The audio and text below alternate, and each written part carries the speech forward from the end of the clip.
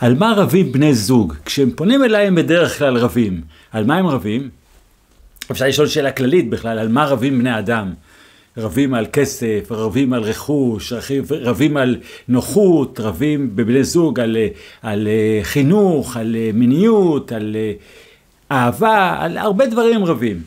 ונשאלת השאלה, מה מתוך כל הדברים האלו הם רבים? ושמעתי לאחרונה היסטוריון שמדבר על זה, שהוא אומר הם רבים על הסיפור שלהם.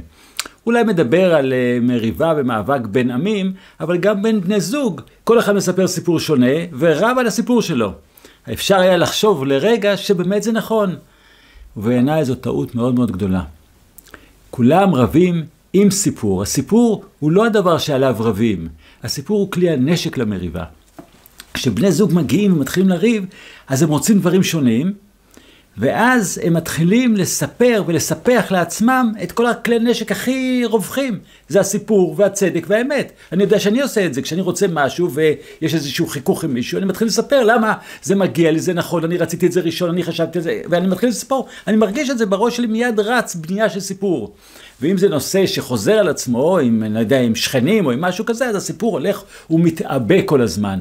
הסיפור הוא כלי נשק. ברור שעבור אותו היסטוריון או אותו סופר שמספר, או בכלל אנשים שמספרים סיפורים, הם לא רוצים להראות שהסיפור הוא כלי נשק, הם רוצים להראות שהוא האישו, שהוא הדבר המרכזי. וכאילו, זה התפקיד שלהם, הם מספרים סיפורים. התפקיד שלי להביא אהבה לזוגות. ולכן אני מציע להם, כשמגיעים עם הסיפורים, להשליך אותם הצידה, כי זה הכלי נשק, וכשיש כלי נשק בקשר זוגי שרוצים לקרב בין שני בני הזוג, אז נוצרת מלחמה. מה לא יהיה הכלי נשק? תהיה המטרה היא האהבה. הקשר הזוגי הטוב, השמחה, המיניות ועוד הרבה דברים שיש בקשר זוגי. אז למה כשאני מציע להם להניח את כלי הנשק ולהתחיל לפתח משהו אחר, הרבה מהזוגות, כמו שלא רק בקרב זוגות, בבני אנשים בכלל, ממשיכים להילחם, כי הם רוצים את המלחמה. הם רוצים את המאבק. זאת שיחה אינטימית בין אנשים. זה לא שיחה ציבורית כזאת שאדם מדבר באופן כללי, אז הוא לא יכול להגיד את זה, כי יגידו לי, מה פתאום? יגידו לא, מה פתאום אנשים רוצים את המאבק? בשיחה האישית בוודאי הם רוצים את המאבק. המאבק הוא קודם כל ריגוש עז, תחושה של משמעות, תחושה של אי-ודאות והפתעות, במקום חיים שלווים שיש אנשים שחיים אותם, כן, שמעדיפים את השלווה, אבל אנשים שנלחמים אוהבים את המלחמה. הם אוהבים את הדבר הזה, את הניצחון על האחר. זה העונג שלהם, זה לא העונג רק, זה המשמעות, זה היכולות, זה הדבר. כמו שמשחקים כדורגל, בשביל מה הם משחקים?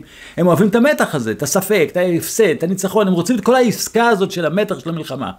אותו דבר, בני הזוג אוהבים את הדבר הזה, זה מעורר אותם. החיים האחרים יכולים להיות משעממים, סתמיים. הבידור הכי מדהים ועוצמתי שבני זוג יכולים להשיג ברגע אחד, זו מריבה עסיסית. אני יודע את זה בעצמי, אם אני נוהג בשעת ערב, לילה, ואני קצת עייף בנהיגה, הדרך הכי טובה זה לעורר איזו מריבה זוגית, והופ, אני ער לגמרי. זה טוב, זו שיטה טובה, כדי להימנע מתאונת דרכים, זה שווה. אז מה אני מציע לבני זוג שמגיעים אליי, שהם רבים? אני קודם כל מציע להם לראות בסיפור ובכל הדיבורים האחרים שהזכרתי מקודם, הערכים וכו', כלי נשק, אבל מכיוון שהם רוצים לריב, אני מציע להם לריב יחד עם הבן בת זוג שלהם נגד משהו אחר. ליצור מתח שניהם מול משהו חיצוני ולא בתוך עצמם. ואז כשהם בוחרים לעצמם, זה יכול להיות המון דברים, זה יכול להיות עמותה למלחמה במשהו, אז הם נלחמים שניהם יחד בעמותה, או שהם עושים להם אתגר ומטפסים על הר, או הולכים לצאת להפלגה עם משהו, עושים משהו יחד, שניהם מול משהו שלישי, ולכן זה יש להם את החוויה המופלאה של גם להילחם, אבל גם להיות יחד בקשר הזוגי.